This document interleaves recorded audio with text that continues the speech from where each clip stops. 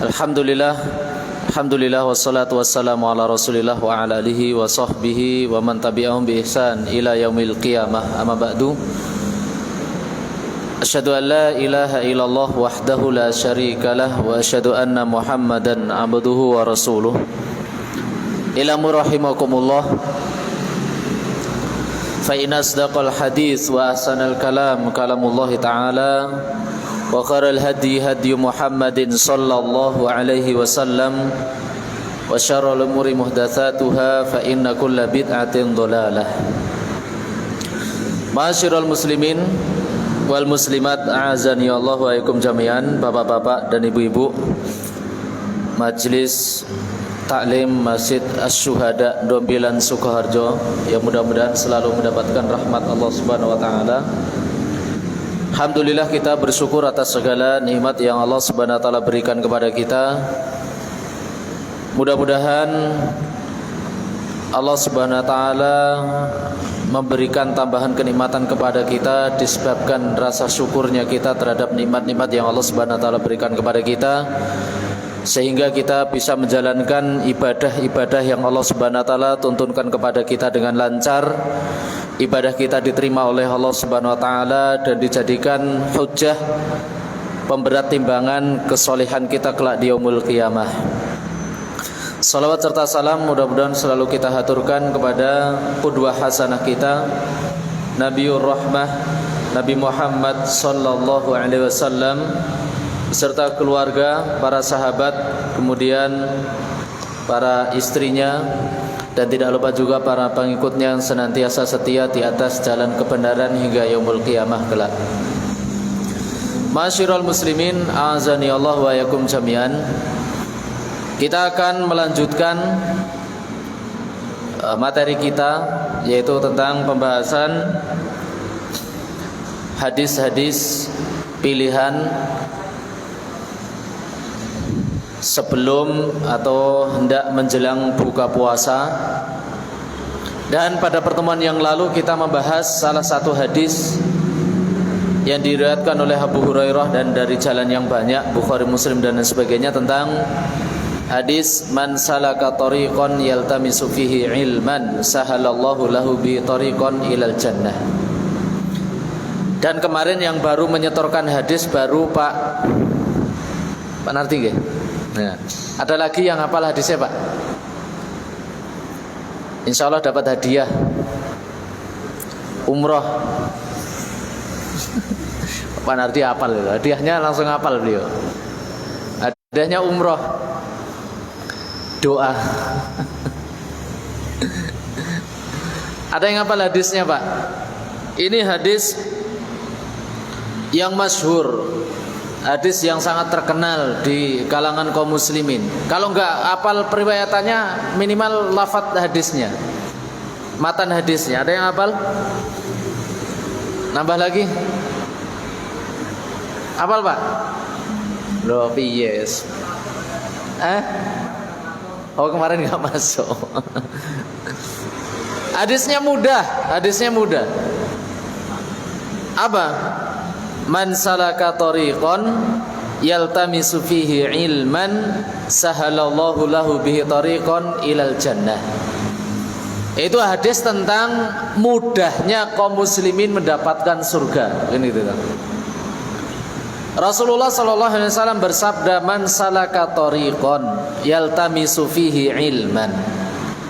Barang siapa yang menempuh sebuah perjalanan, yang mana perjalanan tersebut yang ia tuju adalah ilmu, sahalallahu lahu bihi tariqan ilal jannah. Lihat Pak, barang siapa yang menempuh perjalanan yang mana perjalanan tersebut yang ia tuju adalah ilmu agama, maka Allah Subhanahu wa taala akan mempermudah jalan baginya surga. Kan gitu. Berarti nopo? Ini adalah sebuah tiket. Apabila kita, setiap individu di antara kita pengen mendapatkan kemudahan surga, maka tempuh jalannya, yaitu apa? Menempuh jalan yang mana jalan tersebut yang dituju adalah ilmu. Kenapa Pak kok harus ilmu agama? Ketahuilah bahwasanya ilmu agama itu sebagai pemisah. Pemisah apa? Pemisah antara orang yang paham, kemudian antara orang yang tidak paham. Antara hak dengan batil, pemisahnya ilmu. Antara tauhid dengan syirik juga ilmu. Antara orang ngerti maksiat, ngerti ketaatan juga ilmu. Orang yang gak ngerti ilmu agama, gak ngerti halal, gak ngerti haram, mungkin, mohon maaf, kalau kita ilustrasikan sebagai petani. Contoh, petani yang gak ngerti ilmu agama. Mungkin orang yang gak ngerti ilmu agama bagi petani biasa saja, dongkeli galengan. Itu Pak. Itu sebuah, ya seakan-akan adat biasa, gesek-gesekan. Tapi bagi orang yang ngerti ilmu agama, Rasulullah mengatakan man akhadha shibran minal ardi, barang siapa yang mengambil, menggosok, perhatikan, gosok tanah satu jengkal yang itu bukan miliknya, maka Allah Subhanahu wa taala akan mengalungkan 7 lapis bumi neraka nanti di yaumul qiyamah. Cuma disebabkan apa? Gara-gara menggosok satu jengkal tanah. Lah di kita terkadang biasa gesek galengan 5 meter gitu dawane dan lain sebagainya. Itu bagi orang nggak ngerti, Demikian juga pedagang. Orang pedagang nggak ngerti ilmu agama, biasa nguntit timbangan, gitu. Yo, 1 kilo dikurangi 9 on setengah. Dodol brambang, dodol beras, dodol apapun itu. Orang nggak ngerti agama biasa, tapi orang yang ngerti ilmu agama, bahasanya gosok timbangan, walaupun itu cuma sekedar setengah on, Allah Subhanahu wa taala mengancam apa? Wailul lil mutaffifin. Itu celakalah bagi orang-orang yang mutaffifin, alladzina idza talu 'alan nasi yastaufun wa idza kalum awazanuhum yuksirun. Yaitu celakalah orang-orang yang mengurangi timbangan. Nah, apabila dia menimbang dikurangi, apabila dia beli pengen dikasih lebih. Itu bagi orang nggak ngerti ilmu agama biasa. Saya kasih contoh ilustrasi satu. Ketika kita beli buah, ini sering ini, beli buah, contoh saja jeruk, contoh saja duku, contoh saja apalagi buah yang kecil-kecil remeh, apa Pak? Kacang, contoh. Orang yang nggak ngerti agama itu kemungkaran biasa saja, bahkan saling memberi kemungkaran. Penjual sama pembeli sepakat, yuk kita buat kemungkaran, kesalahan bareng-bareng. Ngapain? Nyicip sebelum dibayar. Loh, ini hal yang biasa Pak, hal sepele, tapi ini riba. Ini yang haram, ini haram. Makanan yang ia cicip haram, nggak boleh. Loh, itu kan sudah ada kesepakatan sama ininya, sama penjualnya. Ya iya, tapi kan sepakat di dalam kejahatan. Wa ta'awanu 'alal ismi wal 'udwan. Sama-sama memberi, sepakat jahat. Ayo kita maling bareng-bareng. Kan istilah seperti itu. Yuk kita maling bareng-bareng. Yo, barangku malingan, ayo kowe maling mangan. Padahal ini hal yang sepele, sering kita lakukan, padahal ini salah. Contoh, adab ngutang. Nah ini hati-hati Pak. Dalam kaidah syar'i disebutkan kullu qardin jarra alaihi manfa'ah fahuwa riba. Setiap transaksi yang menimpangkan manfaat ke salah satu pihak, maka itu riba. Contoh, Bapak pengen ngutang sama tetangga, agar mendapatkan utangan karena tetangga tersebut terkenal angel diutangi. Kita lagi butuh, iya toh, utawa itu temen konco, kita lagi butuh. Lek aku nyilih duitmu 50.000. Ketemu ning dalan, contoh ketemu ning dalan, panas-panas atau udan-udan.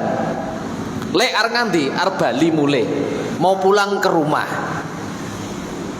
Aku nyilih duitnya, aku pinjam uangnya. Berapa? 50.000. Wah, nggak boleh, nggak bisa. Kowe kebiasaan yang ngutang ora tau bali. Nah, itu contoh. Saiki udan toh, panas toh, iya. Rumahmu sedoh 2 kilo, iya. Tak boncengne yuk, ayo. Neng sili duitnya 50.000. Oke, mangkat. Padahal ini riba Pak, nggak boleh. Kenapa? Karena nggak ngertinya ilmu. Padahal ini terkadang, lo di situ kan nggak ada tambahan uang Ustaz. Saya tetap ngembaliin 50.000 kok. Itu loh. Nanti saya kembaliin 50.000 sama tetap. Tapi kan ada manfaat di situ. Apa? Kata Rasulullah SAW, engkau meminjamkan payung terhadap orang yang kau utangi, itu sudah cukup dikatakan riba. Nah, ini apa meneh bonceng nih, orang gur nyilih payung, bonceng nih. Ngasih boncengan, tumpangan. Ayo tak antar kamu pulang. Kamu pulang ke masjid toh, rumahmu satu arah toh, banmu kempes toh. Ayo tak tumpangin. Tapi engkau ada catatan apa? Sili aku duit, pinjamin saya uang. Nah ini orang bagi nggak ngerti ilmu, ini biasa. Nyilih 50.000 nanti tetap balik 50.000, tapi ini sebuah riba. Ini nggak boleh. Nah itu loh Pak. Nah orang yang ngerti ilmu, paham ilmu, pasti akan terjauhkan dari yang namanya api neraka dari riba tadi. Api neraka dari riba tadi. Nah inilah faedah daripada kita belajar ilmu, gitu loh. Maka itulah yang dikatakan mudahnya kita mendapatkan jalan surga, selamatnya kita dari api neraka. Baik. Paham nggih, Pak nggih? Itu sedikit gambaran kemarin. Kemudian kemarin kita membahas tentang makna kalimat sahalallahu lahu bi tariqon ilal jannah, yaitu Allah Subhanahu wa taala akan mempermudah dia jalan menuju surga. Makna yang pertama kemarin,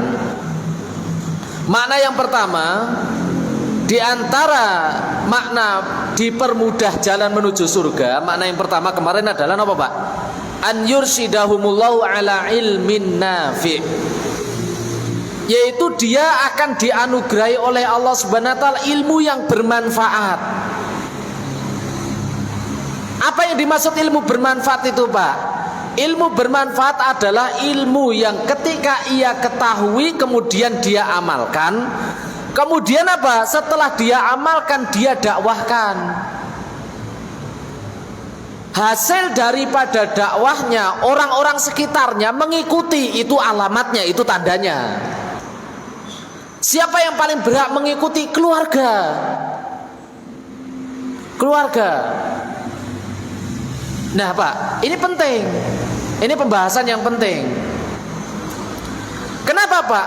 Di antara tanda alamat, isma'u jayidan, ini perkara penting Pak.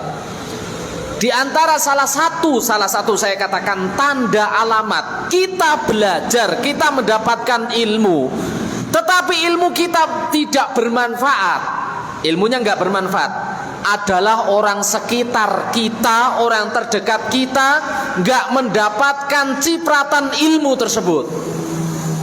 Itu salah satunya. Ya siapa contohnya orang terdekat? Anak, istri, paman, orang tua. Itu orang terdekat. Kita sih belajar, kita sih hadir majelis ilmu, kita sih pinter baca Quran, kita sih pinter berdalil. Tapi sayangnya anak, istri, paman, keluarga, cucu nggak mendapatkan dampak asar daripada ilmu kita. Ilmu kita nggak manfaat kalau kita tidak ada usaha mendakwahi mereka.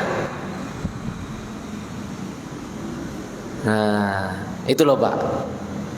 Loh, berarti kita terancam Ustaz. Iya, kita terancam. Bisa jadi kita, bisa jadi kita. Makanya Pak, penting mengajak saudara, memberikan mereka siraman-siraman ilmu itu penting. Kenapa? Orang yang belajar itu terancam. Terancam itu tadi. alangkah sedihnya kalau nanti di yaumul kiamah saling berhujah di sisi Allah Subhanahu wa taala. Anak kita berhujah lapor sama Allah, ya Allah, bapak saya dulu tidak mengajak saya ke majelis ilmu. Ya Allah, bapak saya dulu tidak mengajarkan saya membaca Al-Quran. Ya Allah, bapak saya dulu tidak menyekolahkan saya ke tempat-tempat di situ diajarkan Al-Quran. Kemudian apa, Pak? Allah Subhanahu wa taala menceritakan kisah tersebut di dalam surat Al-A'raf. Fa'atihim 'adzaban dhi'fan minan nar. Ya Allah, tambahkanlah dia adab yang pedih. Tapi Allah Subhanahu wa taala menjawab lain, Pak. Ketika anak lapor ke Allah tentang bapaknya, bapak lapor ke Allah tentang istri dan anaknya. Lihat jawaban Allah Subhanahu wa taala mengatakan apa? Qala likullin dhi'fun walakin la ta'lamun. Walakin la tash'urun. Ketahuilah semuanya mendapatkan azab dari Allah Subhanahu wa taala kalau tidak ditegakkan hujjah di situ. Kita belajar tapi nggak ada usaha untuk mengajarkan kepada sanak famili kita. Bahaya. Termasuk permasalahan tadi riba, termasuk permasalahan tadi apa lagi, dan lain-lain sebagainya. Kalau kita paham, nggak mengajarkan kepada mereka, oh ilmu kita nggak bermanfaat. Baik, itu makna yang pertama. Yaitu Allah Subhanahu wa taala akan menunjukkan kepada kita jalan yang, yaitu ilmu yang bermanfaat. Yang kedua, makna yang kedua, yaitu an yursidahullah 'alal 'amali lil ilmi. Allah Subhanahu wa taala akan menunjukkan kepada dia kemudahan untuk mengamalkan ilmu. Mudah mengamalkan ilmu itu mudah. Ketika dia tahu oh ini halal, ketika dia tahu oh ini haram, mudah mengamalkan ilmu, oh berarti jalan surga itu juga mudah bagi dia. Permisalan tadi kita sudah memberikan ilustrasi tentang bab masalah riba tadi.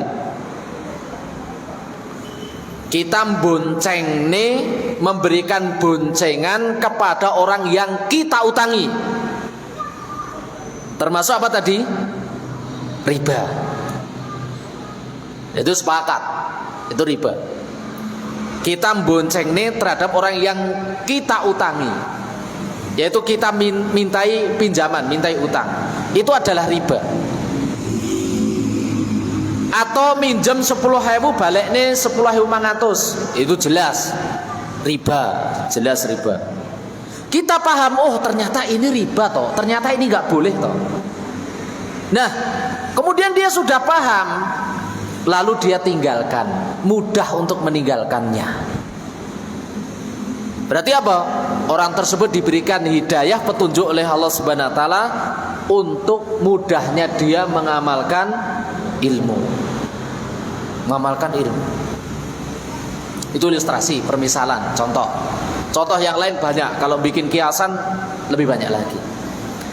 Makna yang ketiga, di antara makna mudahnya seseorang menuju mendapatkan jalan surga. Makna yang ketiga, an yursidahumullahu bil fiqhi. Penting nih Pak, tolong dengarkan baik-baik, minimal 5 menit, karena ini penjelasan penting. Yaitu Allah Subhanahu wa taala akan memudahkan dia tentang fikih. Fikih ini apa Pak? Fikih itu pemahaman cara bersikap. Itu fikih. Jadi fikih itu bukan masalah fikih toharoh, enggak. Fikih ini dalam artian umum. Dia paham kondisi, paham situasi, paham bersikap. Setelah dia mendapatkan ilmu, setelah dia mengetahui ilmu, kemudian dia paham di dalam bersikap. Di dalam apa? Bersikap. Hati-hati Pak, orang yang ngerti ilmu, ngerti kebenaran, belum tentu dia paham menyikapi sebuah kejadian. Contoh sekarang. Berapa banyak kemarin sing dikuoploki tentara dari kalangan bapak-bapak. Hati-hati nih. Diantemi tentara. Gara-gara apa Pak? Gara-gara perpanjangan lisan. Apa itu? Setan gepeng 9 cm bercampur dengan jempol. Apa? HP. Betapa banyak kemarin, hari-hari kemarin ditangkap sama tentara disebabkan ngomentari perbuatan apa? Ngomentari musibah yang salah. Apa itu? Tenggelamnya kapal tapi komentarnya nggak benar, nggak jelas. Akhirnya apa? Menimbulkan keributan, menimbulkan kegaduhan. Dan itu adalah ciri sifatnya orang munafik. Allah Subhanahu wa taala berfirman di dalam surah An-Nisa, "Wa idza ja'ahum amrun minal amni awil khaufi ada'u bi." Lihat Pak, sifat orang munafik yang Allah Subhanahu wa taala sebutkan, mudah-mudahnya dia mengomentari sebuah kejadian. Ini sifatnya orang munafik Pak, hati-hati Pak. Mudahnya dia mengomentari sebuah kejadian, baik kejadian tersebut menimpa dirinya atau menimpa orang lain. Allah Subhanahu wa taala mengkabarkan, wa idza ja'ahum amrun minal amni awil khaufi adau bi. Apabila datang perkara, baik itu kebaikan, baik itu perkara yang menakutkan, adau bi. Komentar. Bikin status. Ini zaman napa Pak? Zaman tulisan lebih tajam daripada lisan.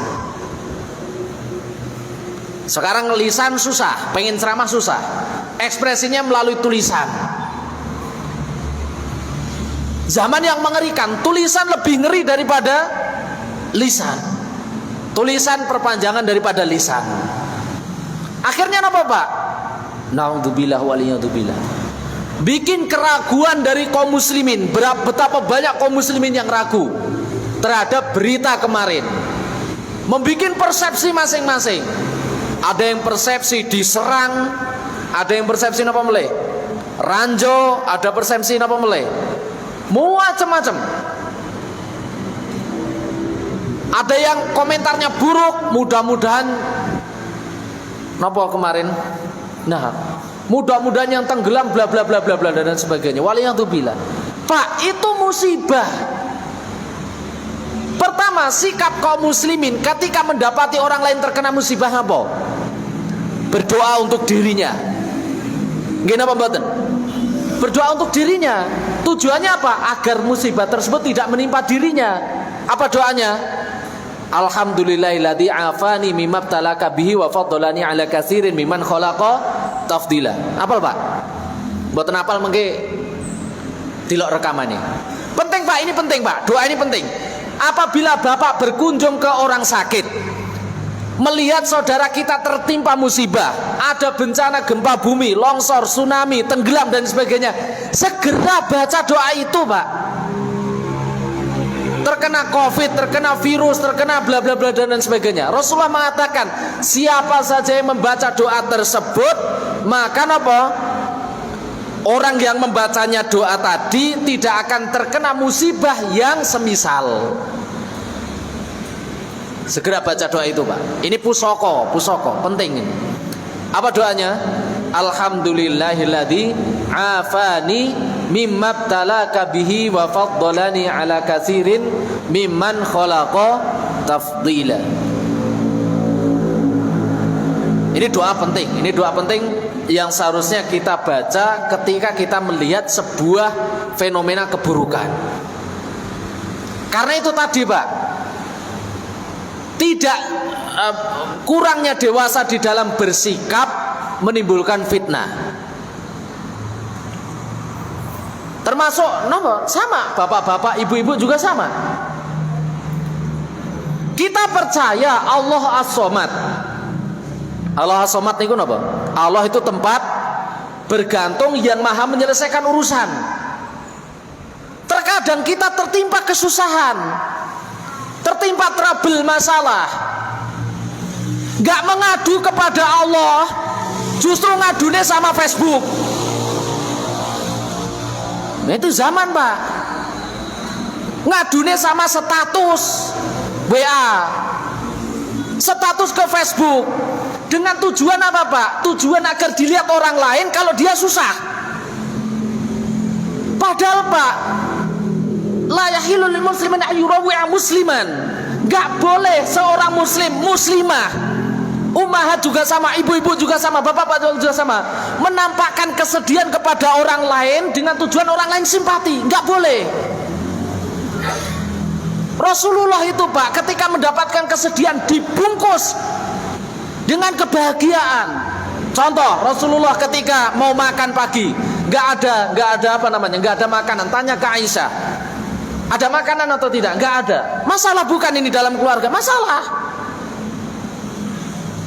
Rasulullah SAW puasa, enak kan jadinya. Nggak dikit-dikit nulis di Facebook, nggak dikit-dikit nulis di WhatsApp. Tuhanmu di mana? Kamu mempercaya Allah itu Rob, Allah itu menyelesaikan masalah. Nah, ini bedanya Pak, orang yang ngerti ilmu tapi nggak paham bersikap. Begitu mudah menakut-nakuti kaum muslimin, begitu mudah mencari simpati seakan-akan dia kesusahan di hadapan kaum muslimin. Ini bahaya Pak. Walaisa minal adabi lil muslim, dan itu bukan termasuk adab kaum muslimin. Nah, itulah orang yang tidak pandai bersikap. Ini berbahaya Pak, berbahaya. Justru dia akan menambahkan masalah. Lihat Pak, Rasulullah SAW pernah bersabda, dalam artian gini Pak, apabila dia menjumpai masalah, kemudian masalahnya terus diumbar, maka masalahnya tersebut akan dicukupkan oleh makhluk dan tidak dicukupkan oleh Allah Subhanahu wa taala. Ini penting Pak. Jadi contoh Pak, kita lagi punya masalah bisnis seret, bisnis kita lagi trouble, seret, kita umbar di medsos. Ya Allah tapi ke medsos, ke Facebook manggil. Doakan saya lagi banyak masalah bisnis seret dan sebagainya. Maka Rasulullah mengatakan jaminan yang akan menyelesaikan adalah makhluk tersebut, dan makhluk tidak mampu menyelesaikan masalah. Tapi kalau dia mempunyai masalah, dihadapkan langsung kepada Allah, Allahu yakfi, bahwasanya Allah akan mencukupi dia dan akan menyelesaikan masalah dia. Dan itu termasuk perintah, wa 'alallahi fatawakkalu in kuntum mukminin. Ciri orang yang beriman itu tawakalnya kepada Allah, bukan kepada Facebook, bukan kepada Instagram, bukan kepada WhatsApp. Sekecil apapun itu. Kalau Rasulullah SAW mengatakan sallallahu walau yas'au minan na'al, mintalah kepada Allah setiap permasalahan yang kau hadapi, sekecil apapun, hatta, sampai Rasulullah mengatakan permasalahan yang paling kecil, sampai sendalmu putus, serampat sendalmu putus, mintalah kepada Allah, niscaya Allah akan memberikan kecukupan kepadamu. Sendal putus, permasalahan kecil. Istilah sendal putus kan kita sambung karo paku, karo kawat ya kena istilah kan. Zaman dulu. Kalau zaman sekarang kan beli lagi gitu. Permasalahan kecil suruh minta sama Allah. Bukan aib itu diumbar kepada halayak ramai. Rasulullah mengatakan tuba liman syaghala aibuhu an uyubin nas. Beruntunglah orang-orang yang lebih sibuk membenarkan aibnya kepada Allah daripada diumbar untuk manusia, dan lebih perhatian terhadap aib manusia. Nah ini penting Pak, ini adab di dalam bermedsos. Karena kita itu terlalu mudah foto, cekrik, ngeluh. Sebentar lagi buka. Oh, Pak Bambang bagine sing goreng tok wedang tok ya bagi cekrik. Tulisannya ya sego renek lawuhe. Ngono ngunek nih panitia piye iki. Ini contoh. Nggak boleh Pak menampakkan anjurawi'a musliman, menampakkan kesedihan kepada orang lain, nggak boleh. Di dalam Islam bukan adab, dan itu dilarang. Kenapa? Perhatikan Pak, kenapa Pak? Karena harus kita itu, wajib bagi kita itu menjaga hati kaum muslimin. Tidak semua orang Islam yang kita tampakkan aib kita, masalah kita itu terima Pak. Tidak semua mendoakan baik. Tidak semua mendoakan baik. Justru kadang mengatakan apa? Kapok sekalian. Bien. Sisan ke. Jegur kali sisan. Doa atau bukan itu? Doa Pak. Terlebih kalau yang sedih, yang gak suka terhadap statusnya adalah orang terdekat dia, bahaya. Parah itu Pak. Pertama, menyakiti hari orang terdekat. Kedua, mendapatkan doa terjelek dari orang yang terdekat. Bahaya.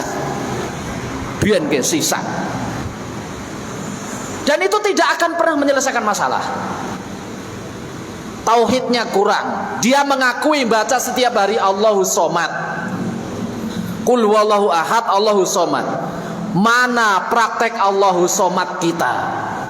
Kalau dikit-dikit mohon maaf, tadi ngeluh, dikit-dikit Bukora terima sidik ngeluh gitu. Nah, pembagian sembako ora terima salah ngeluh, ekspos. Yang kaya segini, aku giliran kerja mati-matian meres keringet, mepe dodo into egur semene. Dasar Pak Lurah, dasar Pak Lurah. Jadi, nah ini, tape. Nah ini makna yang ketiga dari sahalallahu lahu bitorikon adalah ketika dia mampu bersikap terhadap kejadian-kejadian yang ada di sekitar dia. Dan insya Allah akan kita lanjutkan makna selanjutnya pada pertemuan setelahnya biidznillah ta'ala. Wallahu ta'ala alam bisawab. Subhanakallahumma rabbana wa bihamdika asyhadu an la ilaha illa anta astaghfiruka wa atubu ilaik. Assalamualaikum warahmatullahi wabarakatuh.